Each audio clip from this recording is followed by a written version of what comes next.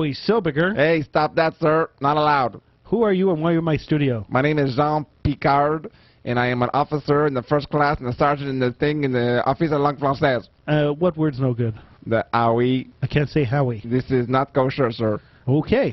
Join me for the Silbiger Show. No, not kosher either. What? This is not recognized. What? Dilbiger. Dilbiger is not a recognized word.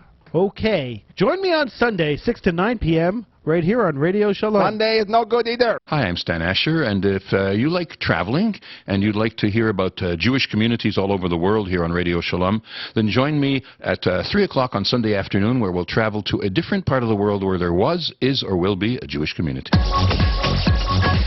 We're back, live in studio with Samuel Azurzer in the business headquarters of Radio Shalom, 1650 AM in Montreal, with the Money and Business Show. You have questions about your personal finances? You need advice in making sound financial decisions? Samuel and his guests are ready to take your call at 514-738-4100, extension 200. And now, back to the Money and Business Show.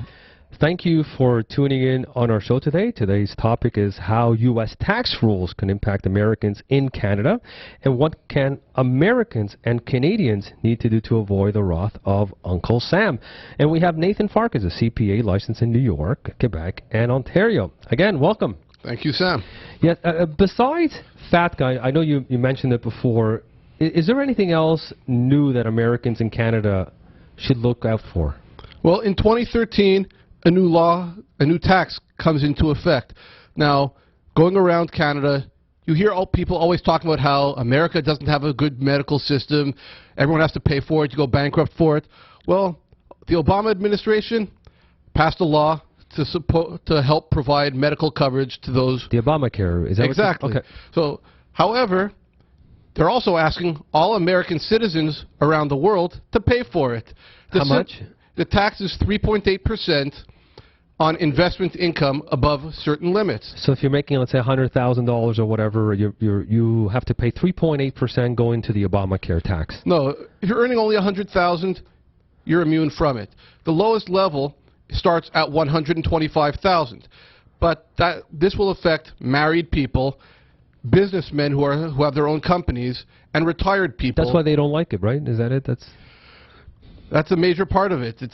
It's a good law for the poorer people in the United States, but for Americans outside the country... But for most people, this will not make a large difference, would it? For most people? No, for most people, it won't make a big difference. Why? Because most people do not earn $125,000 a year. Okay, and what about the seniors? Will this affect the seniors?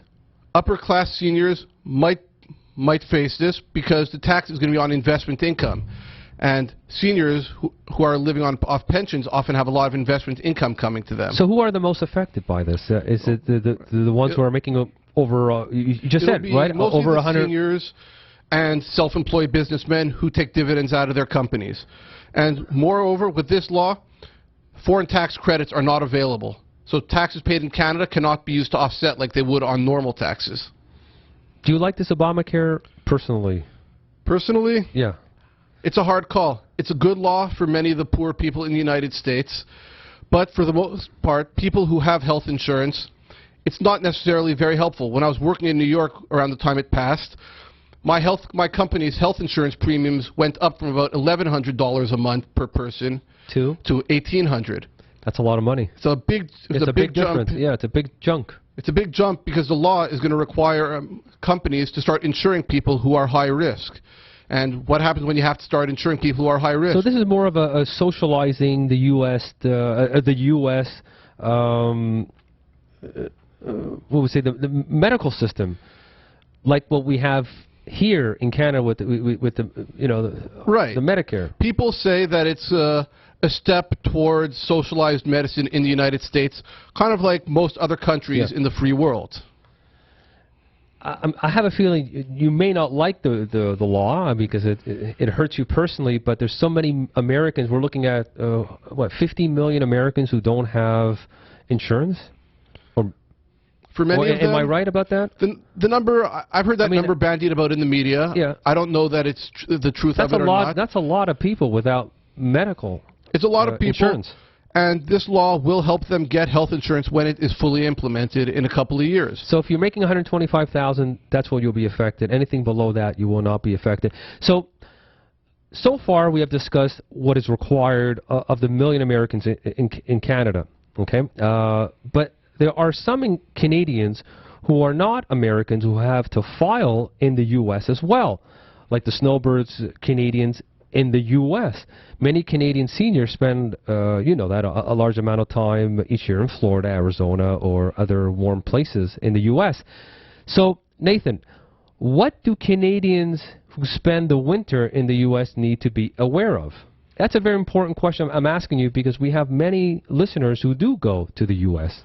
at Well, that the time. first thing to be aware of is to monitor the number of days you spend in the United States.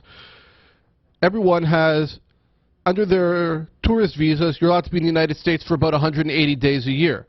But once you go over 122 days a year, you're now obligated to file a specific form with the IRS every year defining that you're not a resident. Okay, so you have a visa limit, right, for 180 days.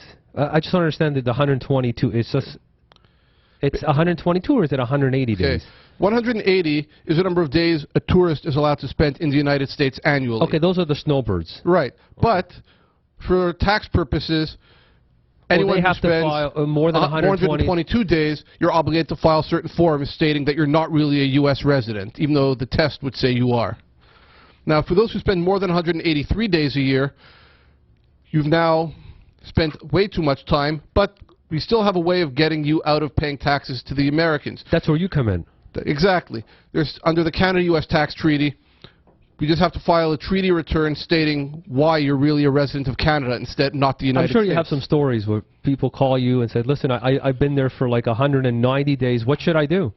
Actually, I've heard a story about someone who's a Canadian citizen, had to deal with this whole problem, and in the end, they went to a tiebreaker tribunal to determine whether he was a Canadian or a U.S. resident, and the kicker was he bought burial rights at a cemetery in Canada. Burial? That was the tiebreaker for someone as to whether they were a Canadian or U.S. resident. Wow, what a story.